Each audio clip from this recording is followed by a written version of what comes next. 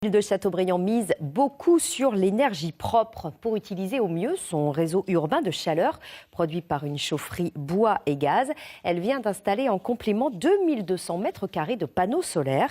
Une initiative unique en France, en tout cas à cette échelle. Vincent Rénal et Antoine Repère.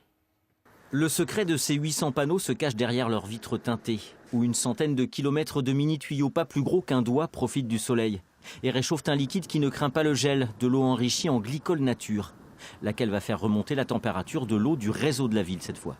Il faut dire qu'après avoir chauffé par exemple les établissements scolaires, des logements, l'hôpital ou encore la toute nouvelle piscine de Châteaubriand, cette eau revient vers la chaufferie en ayant perdu pas mal de calories. C'était intéressant de pouvoir utiliser ce terrain pour pouvoir réinjecter au plus près de la chaufferie qui est juste à 100 mètres ici derrière, la chaleur avant qu'elle ne rentre dans la chaufferie pour se faire réchauffer. De ce fait, l'automate, quand il va voir arriver cette eau-là, il va dire mais elle est encore chaude, je n'ai pas besoin de la réchauffer, je ne mets pas de gaz, je ne mets pas de bois et je la renvoie directement dans le circuit. Un coup de pouce à l'actuelle installation en somme pour éviter au maximum d'utiliser de l'énergie fossile. L'objectif visé sur une année, atteindre les 900 MW par heure grâce aux panneaux solaires. On va faire une économie grosso modo de 5%.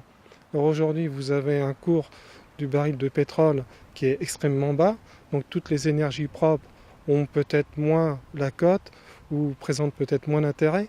Mais dès que les cours vont remonter, ce sont des installations comme ça dans des villes qui en ont fait le pari, qui seront remarquées et appréciées.